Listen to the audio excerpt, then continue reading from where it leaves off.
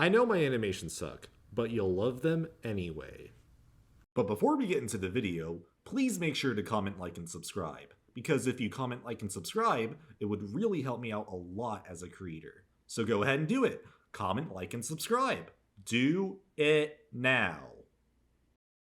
Have you ever gone somewhere for one specific reason, only to find there would be more in store for you? Well, that was me when I went to my very first gaming convention.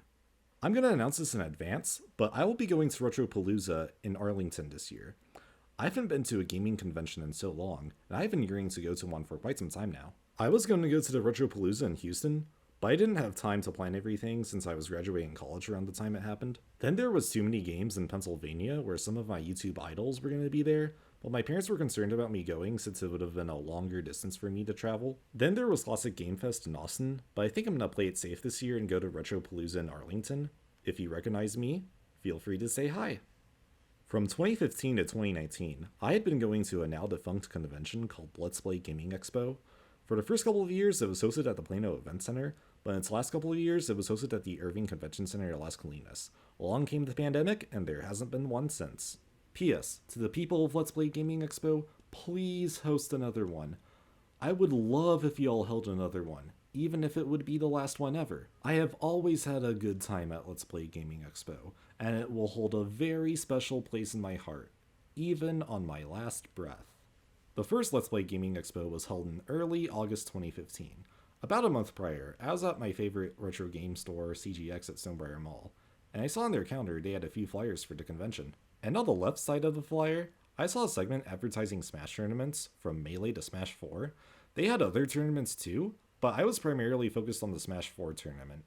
I then went home and bought my weekend pass online with entry to the Smash 4 tournament, only to find that my high school band, which I was a part of, was having their annual yard sale on the first day of the convention.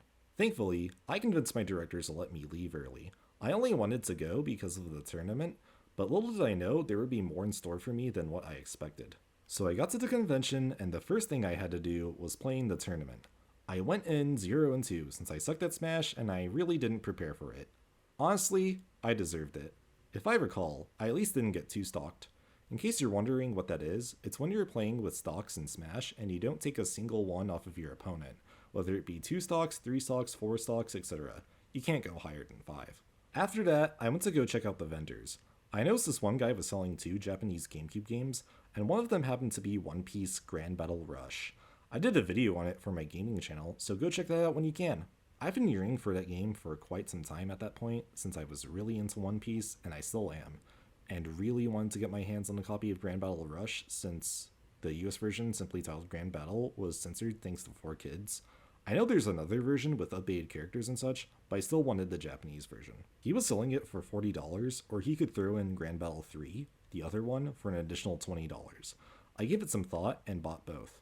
I thought I hit the jackpot by buying both games, but in retrospect, it was a complete ripoff since their value, even then, was a fraction of the price he was selling me. At the end of the day, he's probably trying to make some extra money to support his family.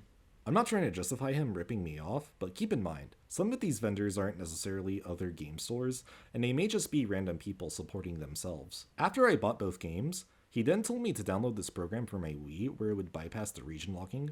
When I went to do so, I apparently forgot my Wii was broken, so the following day, I bought a Japanese GameCube with no cables or controllers from another vendor who was selling Japanese gaming stuff. He tried to pressure me into getting an orange GameCube, but I wanted the platinum one since I had a platinum GameCube controller. When I got my GameCube for Christmas in 2006, Mom took me to GameStop the following day to get some more GameCube stuff, and we bought an additional controller among other things. My North American GameCube was black, but the controller we bought was platinum. I really didn't care for the color at the time, but little did I know it would have been the right decision nearly 9 years later. The guy selling me the GameCube also gave me a free Naruto game, and I bought another Naruto game he had along with it.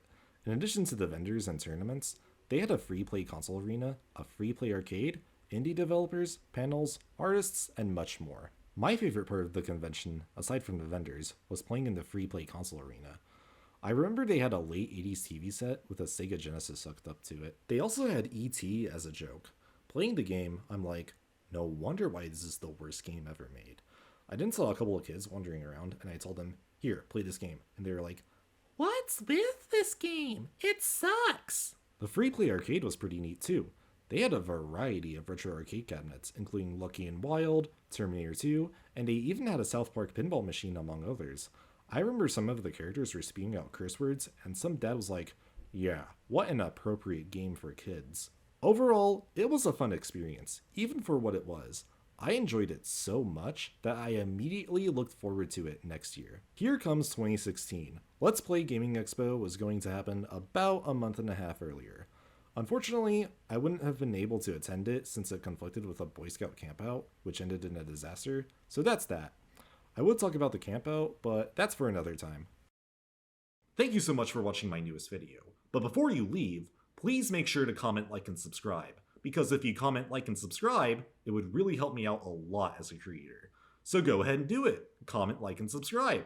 Do it now.